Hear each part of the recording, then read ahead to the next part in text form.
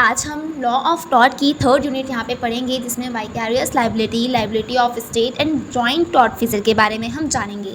तो चलो बिना टाइम वेस्ट किए अपनी वीडियो को आगे बढ़ाते हैं और जानते हैं वाइकेरियस लाइबिलिटी क्या होती है। बिल्कुल, जो आपको दिख रहा है करे कोई भरे कोई, इसी तरह से हमारी होती है वाइकेरियस लाइबिलिटी। बिल्कुल, जिसमें करता कोई है और भरना किसी को पड़ता है। इसको हम विचित्र दायित्व बोलते हैं। जैसे कि एक एग्जाम्पल लेते हैं इसको समझने के लिए, क्यों ना वीडियो को थोड़ा मज़ेदार बनाया जाए। चलो, स्क्रीन पे आपको बेचारे गब्बर जी की, बेचारे कहूँगी, इनकी शक्ल देखो ज़रा कैसी हो रही है। आपको एक फ़ोटो नज़र आ रही है इनकी वाइफ के साथ। हाँ जी, ये इन्हें कराने लाए हैं शॉपिंग। समझ लो अब इसी से वाइकेरियस लाइबिलिटी इसमें क्या है।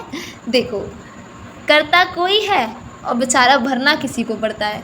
ना भरे तो भी फंसे और भरे तो फंसता ही है बेचारा, है ना। इसी को बोलते हैं वाइकेरियस लाइबिलिटी। कर तो कोई रहा है और बेचारे बिल किसी को पे करना पड़ रहा है। तभी देखो इनकी शक्ल के 12 बज रहे हैं, है ना। अंदर ही अंदर सोच रहे हैं, बताओ ये कैसा इंसाफ है भाई। करे कोई भरे कोई, बिल्कुल इसी को बोलते हैं वाइकेरियस लाइबिलिटी। एक और प्यारा सा एग्जाम्पल लेते हैं। जैसे कि कोई जब किसी को शॉपिंग कराने जाता है तो शॉपिंग तो कोई और करता है ना। समझ रहे ना आप, कौन करता है। और उसके बिल पे बेचारा कोई और करता है। उसके बावजूद भी देखो इनके चेहरे की ज़रा सी भी मुशक्क़त नहीं हो रही कि ज़रा सा चेहरा बना लेना। हंसे जा रहे हैं और अंदर ही अंदर कोसे जा रहे हैं, है ना, कि इतने सारे पैसे खर्च करा दिए। इसी को विकेरियस लाइबिलिटी कहते हैं। यानी कि अब तो आपको समझ आ ही गया होगा कि विकेरियस लाइबिलिटी कहते किसको है ना। बहुत मज़े से समझ में आया होगा। जिसको काम तो कोई और करता है और बेचारे को भरपाई किसी और को करनी पड़ती है, इसी को कहते हैं विकेरियस लाइबिलिटी। जैसे हम बचपन में भी तोड़ फोड़ कर देते हैं, है ना। अब इतना पैसा तो है नहीं हमारे पास उस वक्त कि हम क्या करें, उनकी जाके भरपाई करें। तोड़ फोड़ कर और चुपचाप आके घर में बैठ जाते थे। फिर शिकायत आती थी, फिर मम्मी पापा को भरपाई करनी पड़ती थी। इसी को बोलते हैं विकेरियस लाइबिलिटी। कितने सारे आपको एग्जाम्पल मिल चुके हैं। तो चलो डेफिनेशन की ओर चलते हैं। Vicarious liability is a liability where the master is liable for the टोट of his servant, principal for his agent, partner for another partner and an employer for an employee। हाँ जी, जो क्या होता है विकेरियस लाइबिलिटी, यानी कि वो liability जिसके अंदर मास्टर का मतलब लाइबल जो होता है वो कौन होता है। मान लो ये कोई जो हमने भी लिया था, ये मम्मी हैं, ये हम हैं, तोड़फोड़ हमने की, पर जिसका सीधा लाइबल वो नहीं होता। कौन होता है लाइबल? हम नहीं होते लाइबल सीधे। यानी कि कोई अगर एम्प्लॉय है तो वो लाइबल नहीं होता, ठीक है।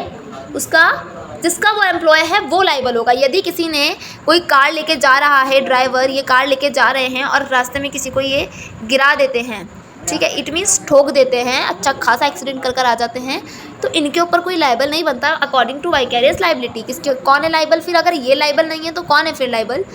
इफ़ ये लाइबल नहीं है तो वाइकेरियस लाइबिलिटी के अनुसार कौन है? विचित्र दायित्व के अनुसार जो एम्प्लॉय का, जो सर्वेंट का पार्टनर या फिर बोलो तो प्रिंसिपल, जो सर्वेंट का ओनर है, वो लाइबल कहलाएगा।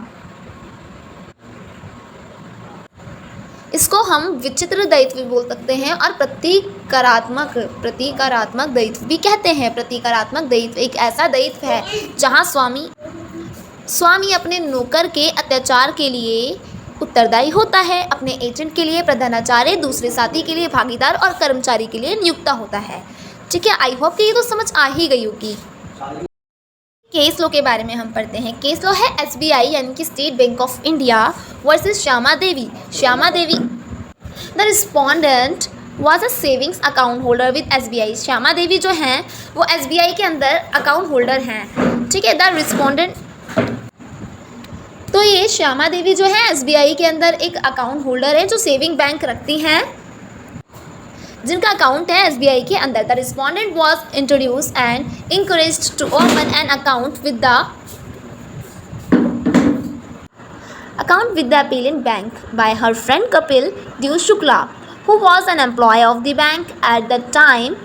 Subsequently, the respondent began depositing money in her account। जो श्यामा देवी हैं वो अपने नाइबर या फिर बोलो फ्रेंड देव शुक्ला को डिपॉजिट के लिए मनी देती थी बैंक में कराने के लिए, क्योंकि वहाँ पे वो एक एज ए एम्प्लॉय वर्क करते थे एसबीआई के अंदर, पर वो बीच बीच में यानी कि अपना आप से तो वो एक पर्ची पे लिख कर दे देते थे कि हाँ भाई चलो आपका अकाउंट में सेविंग हो गई है, बट वो सारे पैसे अपने पास रखते थे।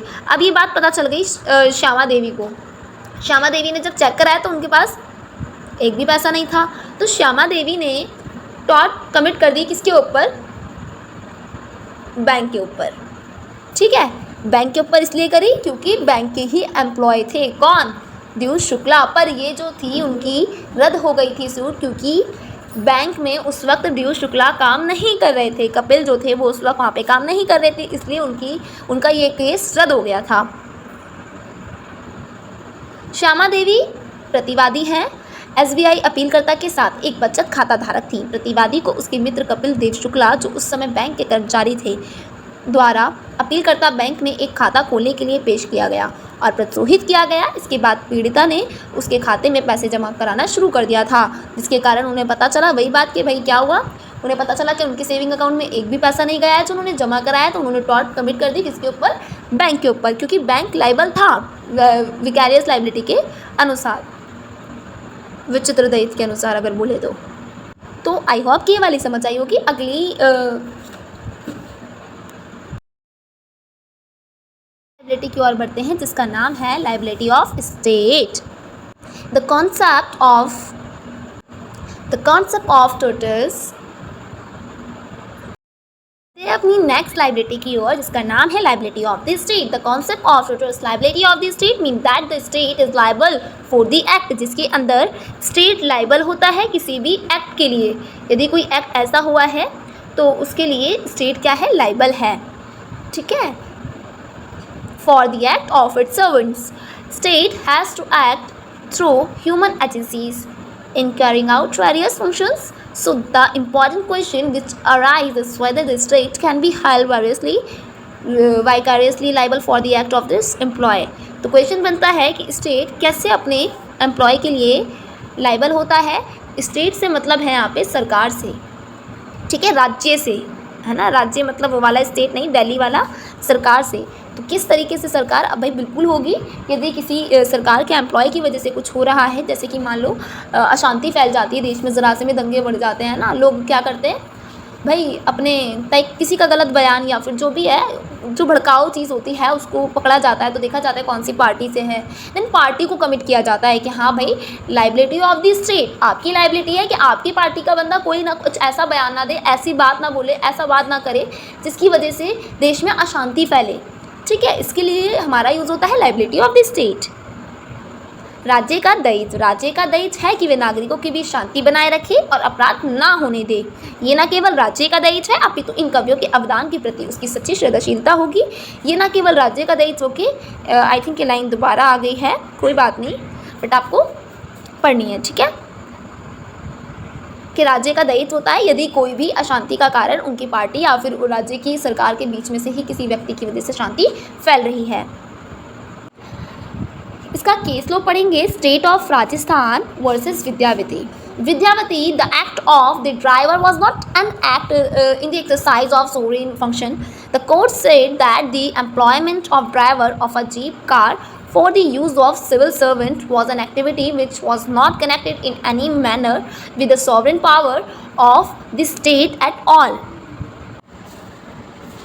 इसके अंदर विद्यावती को इट मीन्स किसी ड्राइवर ने, जो जीप कार चालक था, उसने उसको इंजर्ड कर दिया था, जो कि सिविल सर्वेंट का एक्टिविटी कर रहा था। पर कोर्ट ने फिर भी क्या करा, उसने बोला कि ये कनेक्टेड नहीं है मैनर से, इसने अत्याचार नहीं किया, एक्चुअल में अचानक से हो गया, जिस वजह से कोर्ट ने इस पर कोई भी डॉट कमिट नहीं की थी। विद्यावती चालक का कार्य एक संप्रभु कार्य का अभ्यास में कार्य नहीं था। उन्होंने साफ बोले कि अभ्यास में कार्य नहीं था। कोर्ट ने कहा कि एक सिविल सेवक उपयोग के लिए एक जीप कार चालक की नियुक्ति एक ऐसी गतिविधि थी जो किसी भी तरह से राज्य की संप्रभु शक्ति से नहीं जुड़ी थी। ठीक है, आता है next joint officer. Joint officer are those who have mentally combined together for the same purpose, यानी कि कोई दो डिफेंडेंट यदि कंबाइंड हो, जुड़े हुए हो किसी सेम पर्पस से, to be considered joint officer, तो उसे हम बोलेंगे joint officer. The parties must act together in committing the wrong or their acts if independent to each other must unite in causing a single injury. जब कोई दो person किसी एक ही काम के लिए आपस में जुड़े हों, एक ही पर्पस हो इनका, ठीक है, एक ही पर्पस हो या आपस में एक दूसरे को ज्वाइन कर लें तो जॉइंट टॉर्ट फिजर कहलाता है। तो ये जॉइंट टॉर्ट फिजर कहलाता है जिसमें दोनों ही पर्सन एक ही पर्पस से किसी को इंजरी या कोई गलत काम करने के लिए जुड़े हों। संयुक्त अप्रकृत्यकर्ता भी इसको बोला जाता है। संयुक्त अप्रकृत्यकर्ता वह होता है जिसके केवल एक ही बात का कारण होता है। संयुक्त अप्रकृत्यकर्ताओं में से यदि केवल एक के ही विरुद्ध निर्णय प्राप्त किया जाता है और इसके बाद हेतु समाप्त हो जाता है। भाई दो लोग हैं और किसी एक ही पर्पस से जुड़े हुए हैं वो, ठीक है, उसको एक ही लक्ष्य को अंजाम देना है, उसी को बोलते हैं संयुक्त अप्रकृत्यकर्ता। तो संयुक्त अप्रकृत्यकर्ता आपको अच्छे से समझ आया होगा, जैसे कि हम इस वीडियो में पढ़ चुके हैं। वेरिकस liability of the state, joint tortfeasor. Vicarious liability भाई बहुत अच्छे से पढ़ी थी हमने, करे कोई भरे कोई। लाइबिलिटी ऑफ द स्टेट जिसमें स्टेट का दायित्व हो, और जॉइंट टॉर्ट फिजर जहाँ पर दो लोग ज्वाइंट हों किसी सेम पर्पस के लिए। नेक्स्ट वीडियो में मिलते हैं। Okay bye, take care. कि इसके अलावा हम पॉलिटिकल साइंस में कोल्ड वार इरा, शीत युद्ध का दौर, नॉन अलाइनमेंट मूवमेंट, गुट निरपेक्षता आंदोलन और संयुक्त राष्ट्र संघ यानी यूएनओ पढ़ चुके हैं। लॉ ऑफ टॉर्ट में आपकी कंप्लीट हो चुकी है दोनों यूनिट्स। हाँ जी, आपकी डेफिनेशन वगैरह यानी कि टॉर्ट्स एंड टॉर्टर्स, लाइबिलिटीज़, इंट्रोडक्शन ये भी कंप्लीट है, और जस्टिफिकेशन इन टॉर्ट ये भी आपका टॉर्ट्स में कंप्लीट है। इकोनॉमिक के अंदर आपका वर्ल्ड बैंक कंप्लीट हो चुका है। नेक्स्ट ये आपकी वीडियो है, बाकी सब आपको ये चैनल पे मिल जाएंगी, और आपको चैनल का लिंक डिस्क्रिप्शन में मिल जाएगा। वैसे तो आपको पता ही है चैनल। बाय द वे सारी वीडियो देख लें क्योंकि सारी ही इंपॉर्टेंट है आपकी सिलेबस के लिए, और बहुत शॉर्ट नोट के साथ ही मैंने बनाई है वीडियो, तो आई होप कि आप अच्छे से देखेंगे। Thanks for watching my videos. I hope you must have understood. Keep watching videos and keep hard working. Okay bye, see you again.